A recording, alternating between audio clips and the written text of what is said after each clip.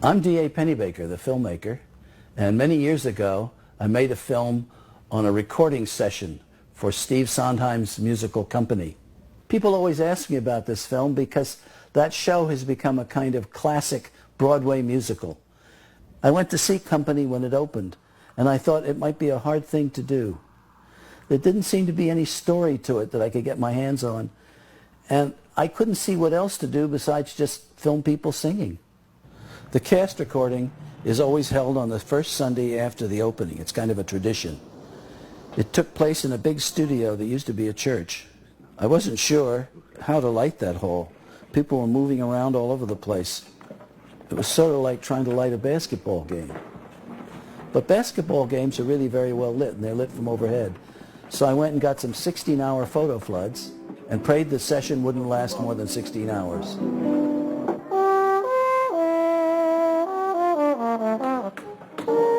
I'm going to see two old friends, Hal Prince, the show's director, and Elaine Stritch, one of the stars, to see what they remember about that day 30 years ago. Vocal split, right? My name is Elaine Stritch, and I think I'm the Cinderella girl of the Pennebaker's documentary. I'm sitting in my kitchen in Sag Harbor, and I'm being interviewed 30 years later about how I feel about it. When I was asked to do this documentary, I was thinking of recording this on the record for the whole world to hear. Company, sung, on an LP. That's all that was on my mind. So, thank God I don't have to do hair and makeup, because that's what I have to do 8 times a week. And Sunday, I don't do that. You know, I don't do windows. I just don't do makeup on my time off from the theater. Well, depends on who calls. Was so thrilled I got up at the crack of dawn, scrubbed my face, and got in the car and went to this recording. Oh, God, that's a pretty good shot of me. I really like that. No makeup. Anyway, how did I get this job? Oh, well, I think George Firth wrote this part about me, or someone like me. Sometimes you feel that when the shoe fits, that they wrote it for you, which is not always true.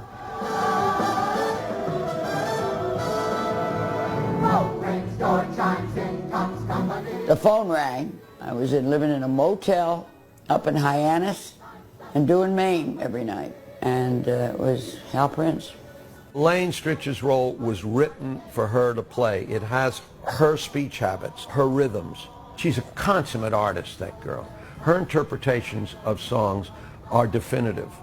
I've been the lucky recipient of her singing songs in my honor on occasions, and she'll take a song that I know like the back of my hand and make it something fresh and totally different. She's one of the great stars of the musical theater. But that's how I got it. They said, we have a part for you, and it's George Firth has written a book, and George Firth was a friend of mine, and Steve Sondheim is writing the music and lyrics, and Hal Prince is directing. So there's a package made in heaven, you think. It just made me feel a great deal of comfort. It was almost like he knew I needed to do this. That's how I got the job, just as simple as that, a phone call. And as far as Pennebaker is concerned, he's the sneak of all time, filmmaking. You don't know nothing about this guy. And he's taking your picture up and down the wazoo. And there was no feeling of any pictures being taken at all. And anyway, who cared? And this guy is very hard-boiled and very difficult, but I ended up liking him. Stand by, please. You could drive a person crazy. Take one.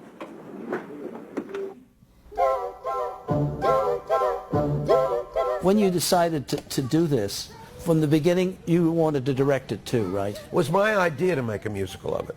Sondheim had called me and said, there's a friend of mine who's written 7 one-act plays. There's something wrong with it. Will you? And I told George I'd give you the 7 one-acts to read. And I read them and I said, what's wrong with it is there's so damn many costume changes, so many wigs, so many, I'm just going to spend the whole evening seeing this woman backstage rushing from one character into another. And it's a trick rather than a play. And I said, however, hold your horses. It's a musical. Not all 7 of them, but there are 2 or 3 here that would make a musical about marriage in an urban setting. And Steve said, you're kidding. Well, I'll bring George in. So they came in, and I said, it's a musical, guys. You're going to have to invent now. But you've got the Joanne, that's that story, and you've got the story of the competitive couple, and you've got, I don't know whether Amy was one of them, but I don't know which were the originals. But I do believe that the karate couple, that was there, and I think the Ladies Who Lunch was there. I think there were like 2 or 3 we actually used, and then George wrote some more, and we added the couples to it.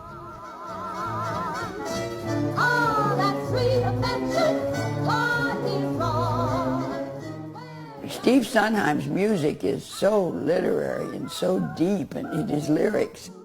At the time, I didn't have any sense that this was an important film in terms of Steve's work, because I didn't know his work that well. It was the beginning of re-examining how you tell stories in musicals. It was anti-linear. It was followed immediately, 1-2 punch, by Follies. It was the debut of Sondheim and Prince. It was the beginning of our collaboration, which extended for well over 10 years. So it was in every way something which garnered attention from musical theater enthusiasts who were hoping that there was a new direction or something. Not that anyone set out to create a new direction. That was the easy part. Let's do a musical. You're kidding. Yeah, oh, let's. Why can't this be a musical? That's a good question you ask yourself all the time. It was the end of the Oklahoma. No, I don't think there's an end to anything. I really don't. I think that things are cyclical. Do you think that that's the reason that the film has had its peculiar survival? Oh, I think you're too modest. I think you should be immodest. I think the film has had its survival because it's amazingly theatrical documentary with a wonderful cliffhanger. Will she or won't she sing that song? And that, thank you, Elaine Stritch. If that hadn't happened, you'd have had a much harder job. Say that, Bobby. Goody. Yeah. Bobby, baby, Bobby, good. Bobby, baby, Bobby, Bobby, Bobby. That's it. That's it. I It's think exactly the it's- same vowel sound as good. Exactly the same vowel sound. I rehearsed the show for 5 weeks with Michael Bennett doing the dance and staging. Michael Bennett taught me something in company that I've never known before in my life and never been able to put into words. Do it again. Do it again. Do it again. Okay. You could drive a person crazy. Take 10. There's darling conductor who's dead now. Yeah. Brilliant, great-looking guy. Come on, they'll lose their notes.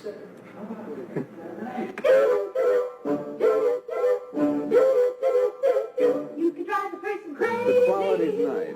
You can drive a person mad. Oh, it's harder to sing here. Well, first of all, you're dancing on the stage so that you're all loose and it's easy and everything goes together.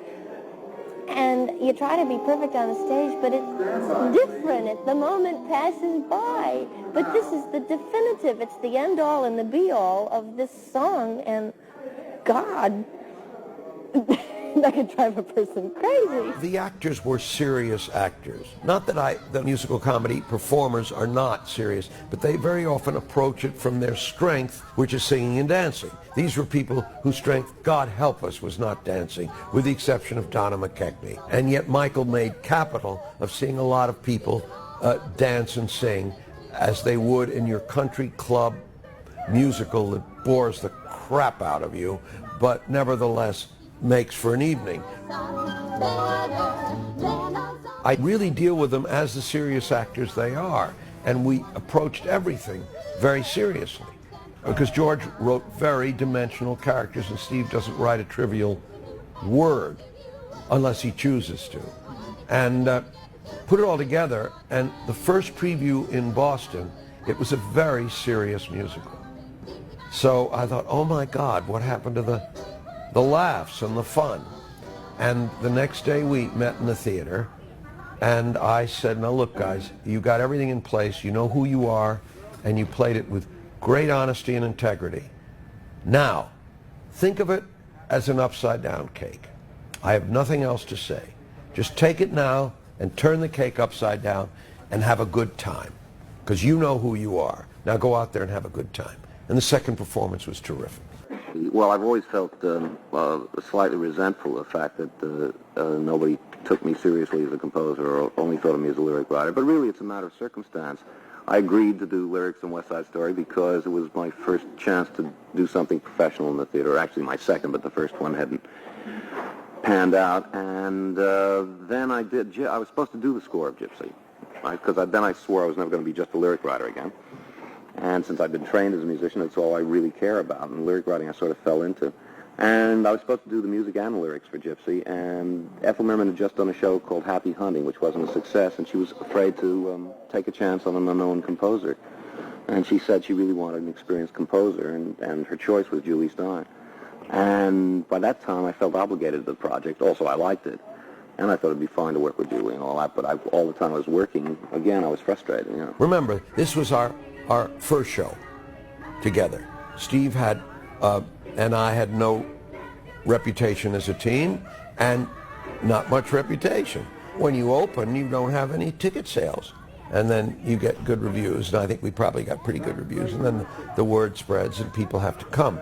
We opened with no advance. We did $40,000 the first week. We got one review which you read, Kevin Kelly, one from Elliot Norton's The Worst Play Musical in History. And by the time we closed, we were sold out. And we were only there 2.5 weeks with no advance. By the time we closed, you couldn't buy a ticket for anything. So you see, that's what I mean by vibration. It's raining. It had so much energy in it, it kind of didn't matter what you did to it. We never really figured out who was going to shoot who or how to do it. I think Jim got on one side, I got on the other, and Ricky kind of hung out in the booth. And from time to time we crossed over. I mean, we never had any sense of where we should be or who should do what. And planning it, it's dead. Once you planned it, you have no sense in doing it. I mean, cameramen do what you tell them, but it doesn't have that funny quality of life anymore. More filmmakers than directors, maybe. Director is not the right... Director is like a guy who drives a train. You know, he's got definite responsibility, and he starts off and he knows what it is, and he's going to be held to it. I had the feeling that we wanted it to move fast, so I occasionally would drift by mic stands and try to get the sense that we were in a moving situation, that everybody, because it was kind of moving, everybody was taking places. The big problem for us was making noise, because when we were close to mics, and Tom was a real buccaneer, you know, who was threatening to toss us right out at the drop of a hat. So I didn't know what to do. I thought of wrapping a big towel around the camera, but then it made it impossible to hand-hold, really. I just assumed we were lucky. We never had any tripods. Everything was handheld, because I think that it's impossible to follow performance, especially in an open situation like this. On a tripod, you're just stuck in it, and everything it has to go to some central point, and that doesn't work.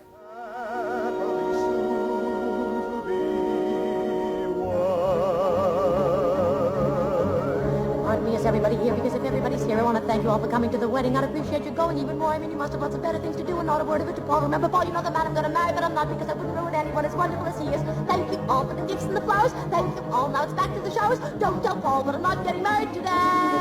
It's like the slightly shaky camera. It's the human, it adds a human thing to it that I miss when a camera's tripod held. I find that really boring. It's like the lighting in Hollywood films. It's always the same. The walls are lit with little cucaloras or whatever, and they never look like walls in your house. They look like, you know, the houses in architectural magazines. They're totally artificial. I mean, it would be neat if people did, like the Danes, did a whole film with only handheld cameras. And you could do it, and they've proven it. It works fine. But they're not going to do it because they have a lot of cameras and tripods out there, and they want to keep using them. I mean, that's how they make money, is using them. You know, they don't make money by cutting them out. That's why I like this kind of filming, in that you can get away with much more than you could if you were shooting for people who were, you know, using it to advertise something. Listening, goodbye, go and cry at another person's way. If you're quick or unkick, you can pick up a christening, but please, on my knees. One of the things that sort of, looking back on these things, is that these were all these damned homemade cameras we had. I mean, they were so crude that they worked so well, it's sort of astonishing. I mean, we didn't have Arriflexes or Atons or anything. We had all these cameras that were made by hand. I sort of nailed them together. They had very crude electronics in them, and they had batteries you had to carry around your shoulder to make them work. They were a big pain in the neck, really, but that they worked so well is astonishing.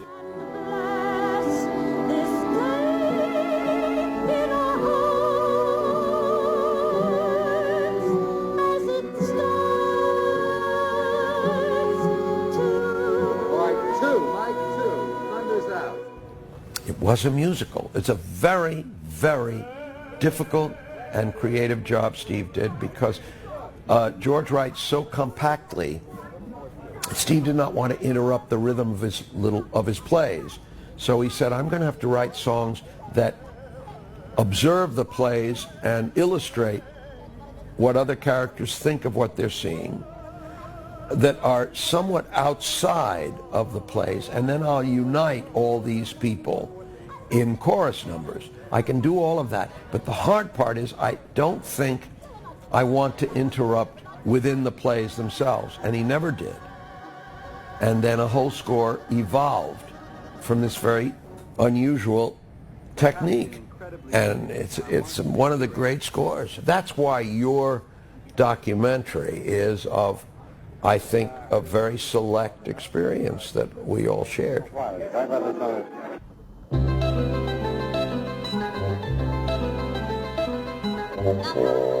Now, these are examples of where we recorded that sound. When you hear the violins or the trumpets or the French horns, we recorded that right close up throughout many takes. So we'd have one take with the French horns, another take.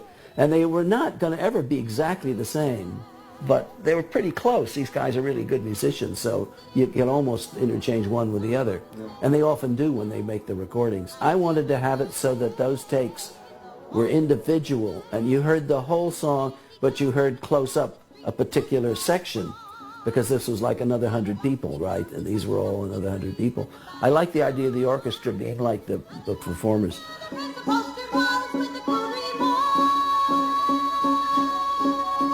Well, now they still do this, but they can have 48 or 60 tracks. So every instrument they can cover with one or two microphones. And they even have microphones covering the dead air space. Everything has a different track.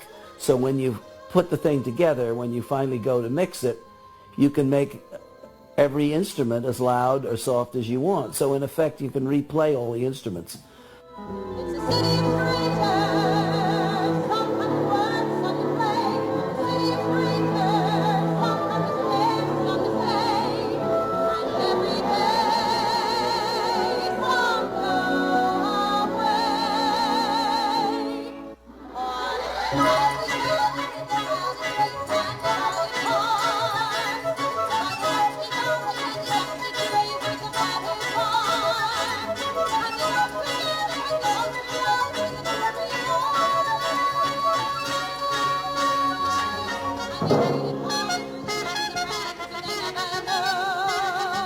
city of strangers, sometimes words, some play. City of strangers, sometimes live, some stay. And every day, some go away. I liked the effect, but I thought Steve is never going to go with this. So I thought he's just going to die when he hears it. I was very shy about playing him. He loved it. I never understood. Maybe he compensated, or maybe he liked the idea of it being rough. I don't know. It was always amazing to me that he went with it.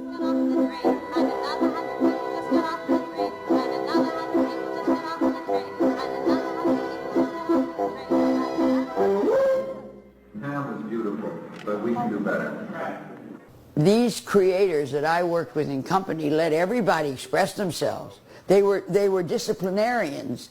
You had freedom to express yourself and talk about a scene with Hal and talk about lyrics to music and holding a note or whatever with Sondheim.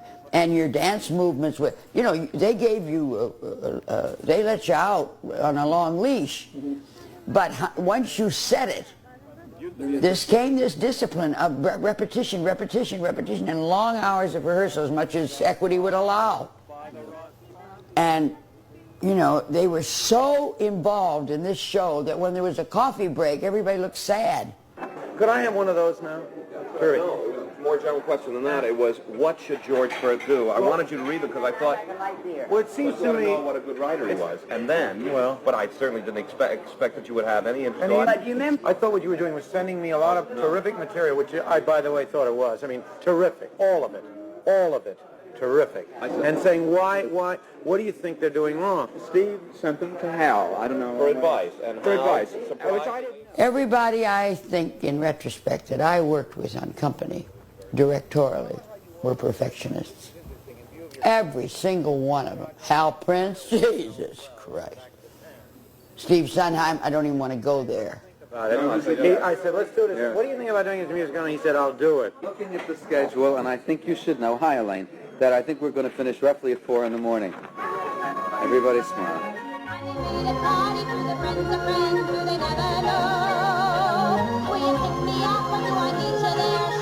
That's the perfect kind of film to do for this kind of filmmaking, that you do something where you have real time and you're building towards some kind of climax and you hit it and then it's over and you don't have to spend days, you know, trying to figure out what to shoot next. You kind of make the film that's there. I mean, it was like the thing of a dance, and it just hit me. I had never really done anything like that with a film before, and it was a whole new experience. I knew at the time it was an incredible thing.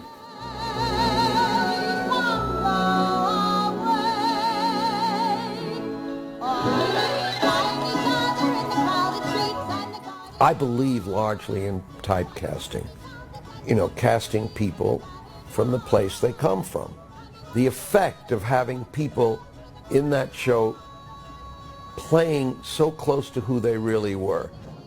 They were amplifying personal angst, their own social qualities, their demeanor and so on, all of them. Nobody, the little girl who sang Another 100 People, Pam Myers, is just thrilling. No one's ever sung that song as well. And another 100 people just got off of the train. And another 100 people just got off of the train. And another 100 people just got off of the train. And another 100 people just got off of the train. Another 100 people just got off of the train.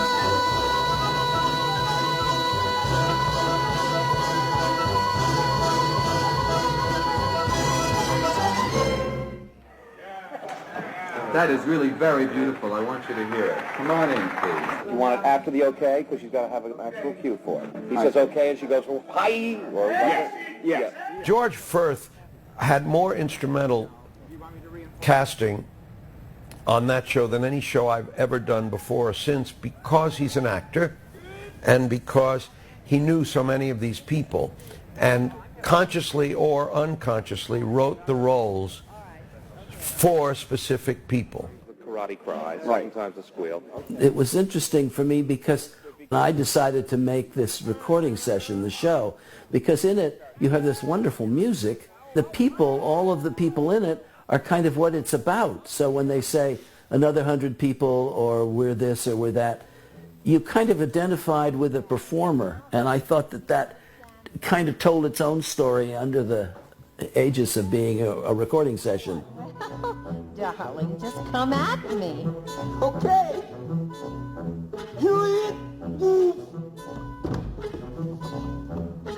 It's the little things you do together, that make perfect relationships. The hobbies you pursue together, savings you accrue together, looks you misconstrue together, that make... The older I get, the more I am aware of the fact that when I am good, I'm not aware of it. I've never been aware of it. And I've seen a lot of acting that now, with a certain amount of integrity, I can see when someone's aware of it, and I think that's where that wonderful quote comes, never be caught acting. Her work comes from the deepest place.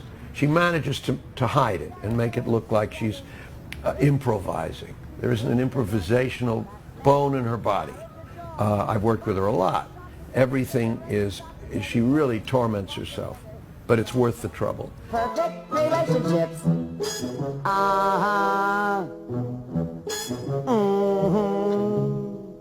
I'm looking at myself 30 years ago, and I'm watching all of us sing Little Things You Do Together. I'm thinking, I looked adorable singing that song. You did. I was just looked thinking how adorable singing that song. Yeah. It's The little things, the little things, the little things, the little things. Little way we lie together, that make perfect relationship. You know what I felt, particularly in a song like this, Married and why it worked on the stage was, of that whole group of people, they were all really nice-looking, smart, good-singing people, but you were the only natural comedian. I've done it 3 or 4 times. And so you kind of made all the songs work, because you could be counted on to somehow get people into what was funny about it. And Steve depended on that for that song. Kiss, kiss.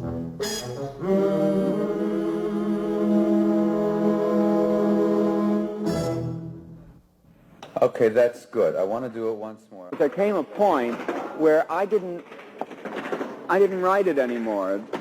They were the characters. And whenever anything was wrong, I knew I wrote it. But when everything sounded right, they were making it up. Stand by, please.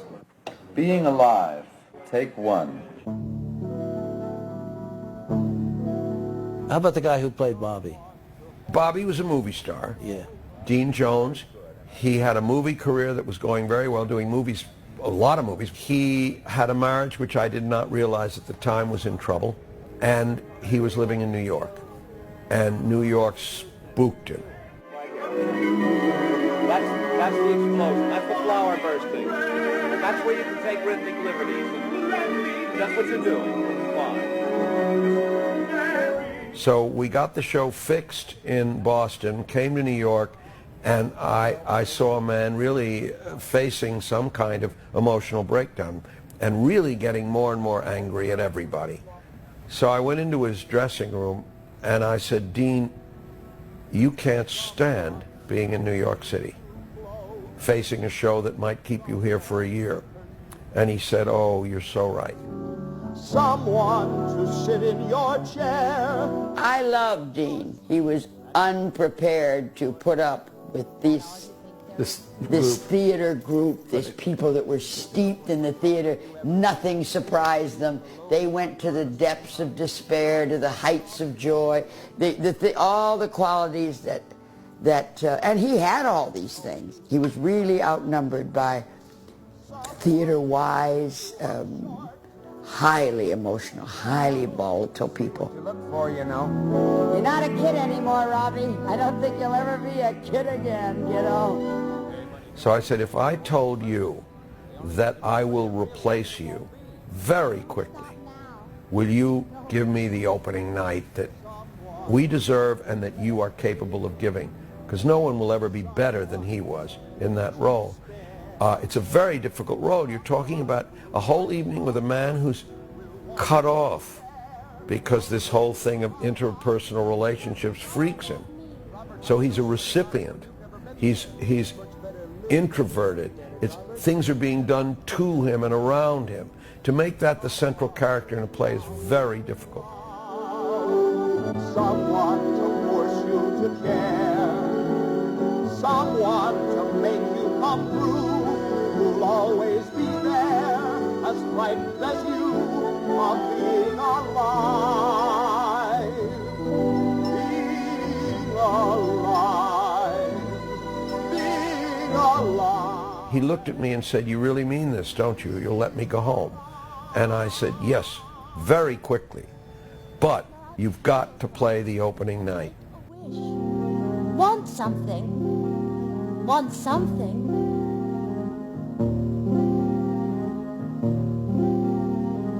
Somebody hold me too close. Somebody hurt me too deep. He wrote me a letter afterwards, which he kind of apologized for leaving. He said, "I know you were surprised to see me leave." Totally nice He's the sweetest guy. person, yeah. I mean, the theater's a live, living organism, and you just never know when personal things get in your way. Yeah. And but it was a wonderful opportunity to be able to say to this man, "Okay, I understand. You can leave, but there's a trade-off here. You have to play this part on opening night," and he was totally capable of doing that. He's wonderful. He was terrific, yeah.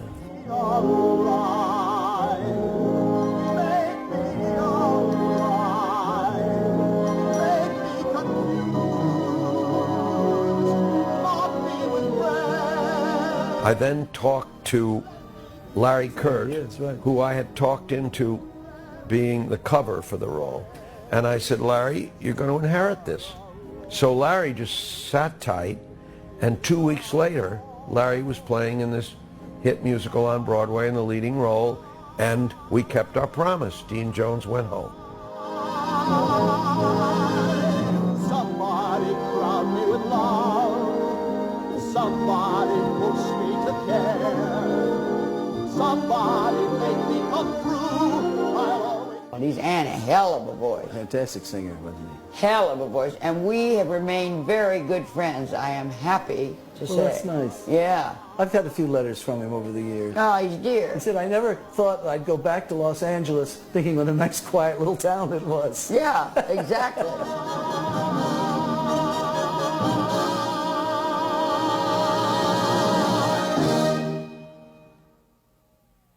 Boy, the number is just killer. Would you like to hear it?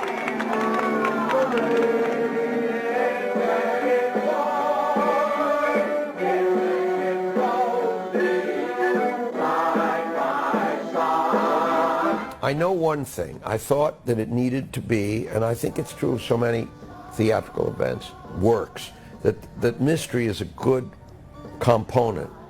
And it's buoyant and it's hilarious, but this guy who's avoiding a personal relationship is a guy in some real trouble.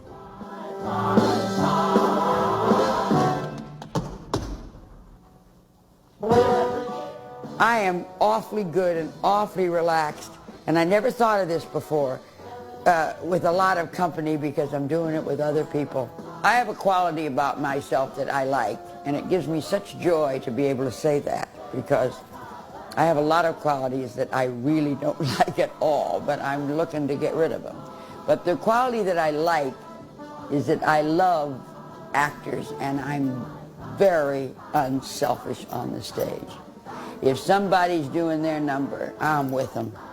And I love that.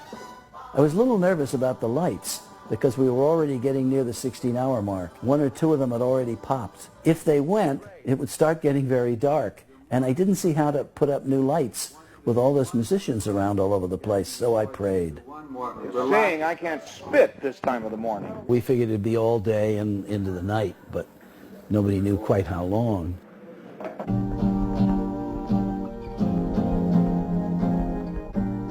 We were as anxiety-ridden as the performers here. Where you're going, Barcelona. See, this is the pulling focus back and forth. Instead of having the two cameras, I just kept focusing through one to the other and tried to do it with the music or against the music. Sometimes I did it against the music. I tried not to be obvious with it, so it would come back and forth. I can remember thinking through, and we just did one take. I think they did it in one take. That's my memory. no, I'm not. Yes, you are. No, I'm not. Put your wings down and stay.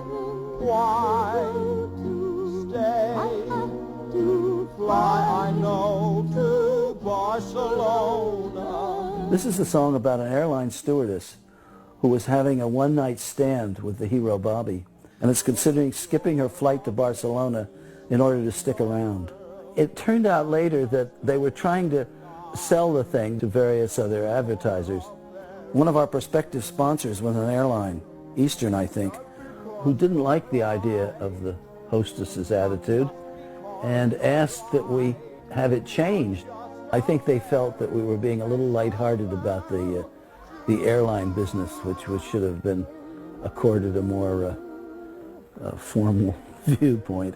I think they thought that Steve would rewrite the song for them. Anyway, he didn't and we didn't, so Eastern was not an advertiser on that show when it got syndicated on regular TV. What you thinking? Barcelona, Oh, flight 18. stay a minute. I would like to. So, I don't think it was promiscuity so much, although that may have been a factor.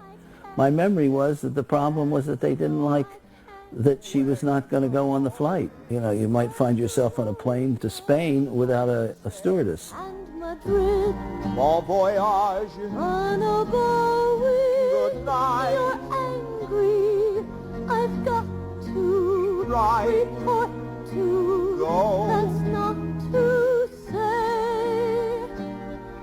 that if I had my way. Oh well, I guess. Okay. What? I'll stay. But, oh, God.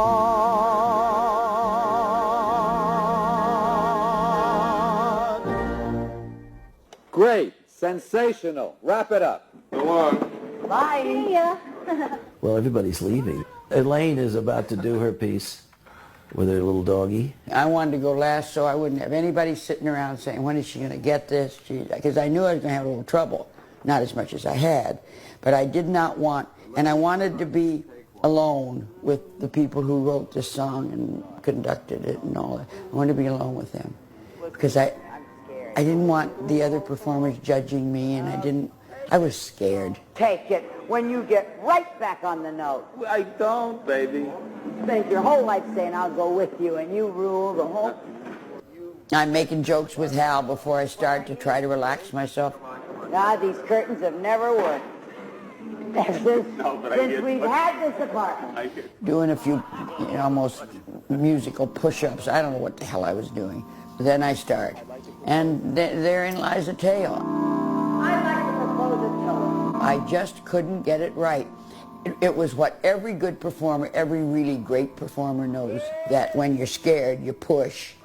And I also know that when you try too hard, it doesn't work. And he wants to lower the key, which is such a devastating thing, because I didn't want to do that. I don't want people feeling, But then he said, keep it in the same key, and I'll just sing it, and I'll be, it's like a child, 5 years old, saying, I'll never do it again, and I'll go to my room, and I'll eat my supper, and I'll do it. Oh, it was awful.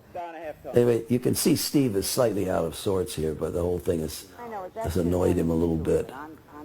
So she comes in and there he goes. Yeah, he says, yeah. He's a little irony creeps into his conversation here, I think.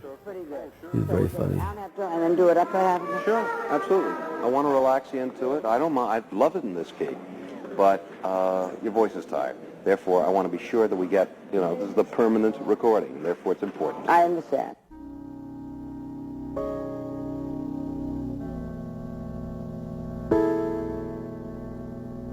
I'd like to propose a toast.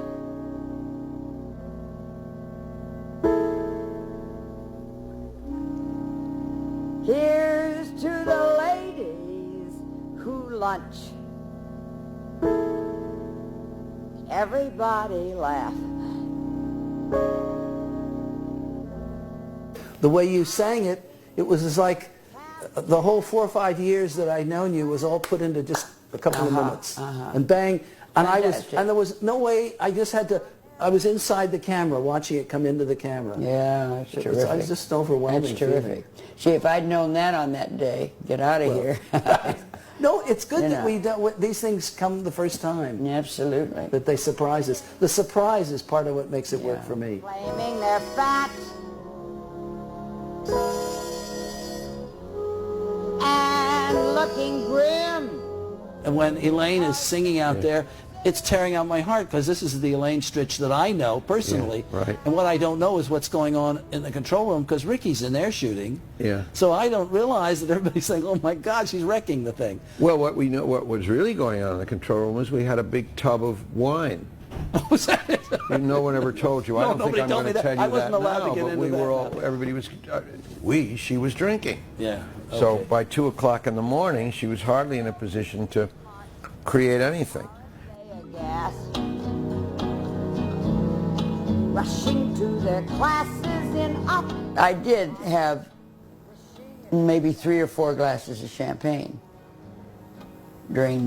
as we got nearer to my song, because that's the main reason why I took a drink anyway, is out of fear of performing.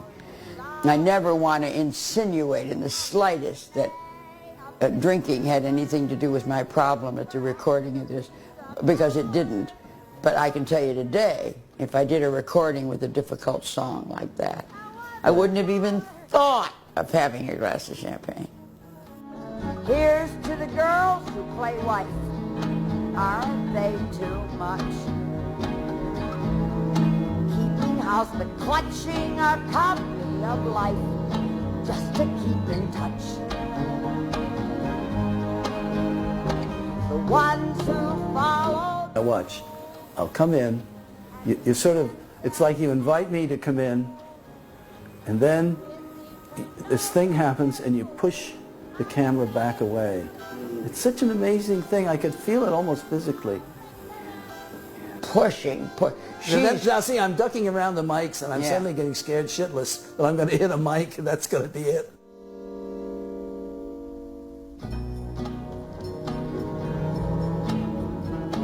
And here's to the girls who just watch. Aren't they the best? I think my main problem in doing this on the record is I wanted to make it just like the theater, and I wanted to make it more powerful because they couldn't see me.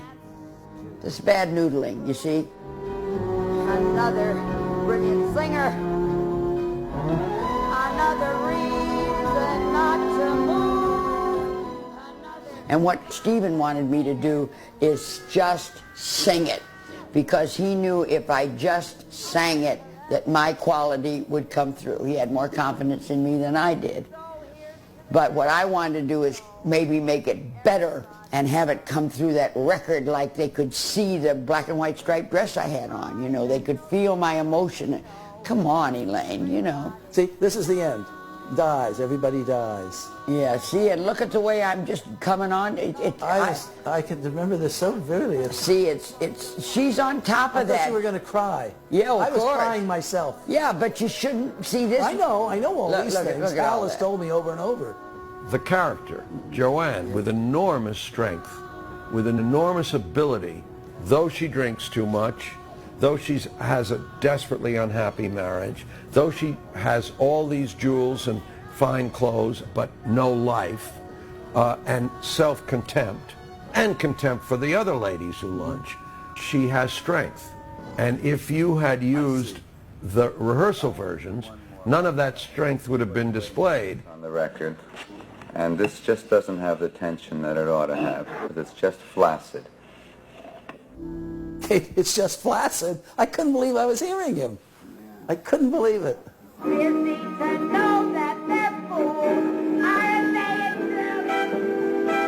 Steve plunged in the gloom. Oh, yeah.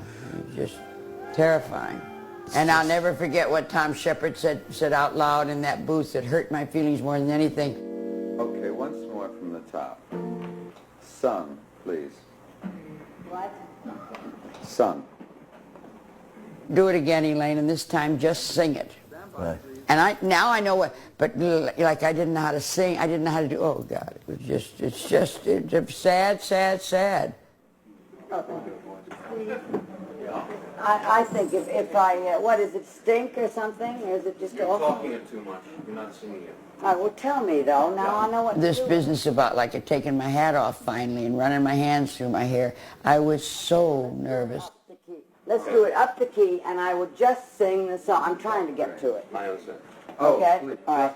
All right, and let's sing it. And when I get scared, I talk to Steve and try to explain to him what I'm feeling, and my manner comes over like, you know, I'm coming on too strong. And he wrote this, you know, the music and the lyrics, and I shouldn't be coming on strong to him. And I don't mean to do that. I mean to just, I'm having such trouble explaining myself to him that I start getting this, you know, this, why can't I, you know, I can't even think of the word. I get, come on too strong. It's almost like I'm saying I know more than he does. And oh my God, it's the furthest thing from my mind. Then to a fitting, claiming their fat, and looking grim, 'cause they've been sitting, choosing a hat. Stop screaming! When I screamed at myself, that frightened me more than anything in the documentary, because and it was so good of Penny to get it, because it tells a big story. You know, you don't like yourself. So now I got good material and I can afford to go backwards. It's not so much that I'm so angry, and after doing all that and then having it not good was devastating. Yeah, nobody looks at you. No. Oh boy, that's a really incredible moment. Yeah. I can take this all down. Another long, exhausting day. See, I'm just proving every point. Wrong! And of course I'm smoking a nice cigarette, which helps the situation. Oh, shut up! Well, actually, shut up, see, is what I say to myself when I hear myself singing. Shut up. Because I know they're right. I know they're right, and I can't do it. And it's breaking my heart, but not my spirit. I'm happy to say I do bounce back with the risk of sounding Amy Simple McPherson. With the grace of God, you know, you pull through these things. Because you cannot quit. You just can't quit halfway there. You cannot do that. You stop in the middle of something and say, I can't do this, and you will never do it again. Elaine, you're sounding tired, which is, you know, quite understandable at this hour of the morning. I think we're going to lay down an orchestral track, and tomorrow or Tuesday, you know, when we're all a little fresher. When everybody's sitting there and everybody's so disappointed and they haven't got the recording, and it's just... I can't hear myself. Because we're all getting kind of punchy. To be in that dressing room, knowing that they're going to play a track of this song, and I'm not going to sing it. You stay in your dressing room and we'll go to the ball. Oh, God, it was awful. I know, I felt so... It was awful. I felt so bad for you. I was going to go back, and Ricky said, no, leave her alone. She has to figure her way through it. You bet. And watching myself go out of that studio, I have no idea where I went that night. I don't know whether I went to my apartment or I went to a friend's apartment because I was depressed, or whether I went to P.J. Clark's and really got depressed. I may have gone and lifted a few, who knows? I have no recollection. Another chance to disapprove, another brilliant singer. But thank God he held out, because he knew what he wanted, and he got it, by hook or by crook. I have never accused her of deliberately not delivering on that long, long day that this was recorded. Yeah, I planned it. I planned to nearly die of fatigue, embarrassment, self-esteem. Jesus Christ, sure, we planned the whole thing. But she didn't have any makeup on, you may have remembered. Yeah. And it was 2 in the morning and she was overwrought, who wouldn't be? And the next day or the day after that, she came back and she was made up and coiffed and looked glamorous as hell as she can. No, no, no. Matinee day made me get hair and makeup before I went to that studio. You know, I thought, oh, isn't that just like Steve Sondheim, that son of a bitch, to make me do this on a matinee day when I got 2 shows. And now in the morning I got to get up, hair and makeup. But now I got hair, makeup, and at the last shot I thought I looked terrific. That's great. Elaine is a theatrical device, not that she was put up to it, but the simple truth is wherever Elaine Stritch is, you're likely to come out with something highly theatrical because that's her instinct. But I would say that you would have been hard put to have such a dramatic documentary if it hadn't been for what Elaine did. Well, she did it the way they wanted it. I'm probably the only one in the world that resists this angst here, but you forget that, you know, you're not the audience for a major musical, that you're somebody with a camera trying to see the inmost secrets of the human heart. If I hadn't made that record, look at the difference it would have made in my life if I didn't make that record. They could have done Company without that. Well, of course, nobody wanted to because it was one of the big moments in the show. If I hadn't finished that number, I wouldn't be in Sag Harbor if I hadn't finished that number. That you can have. I'm not so sure. It was a mountain you had to get over. It was a mountain I had to get over, and I'm telling you, if I hadn't done it, but there's supposition again. Fuck it. I'm not interested in supposition. I did get through it.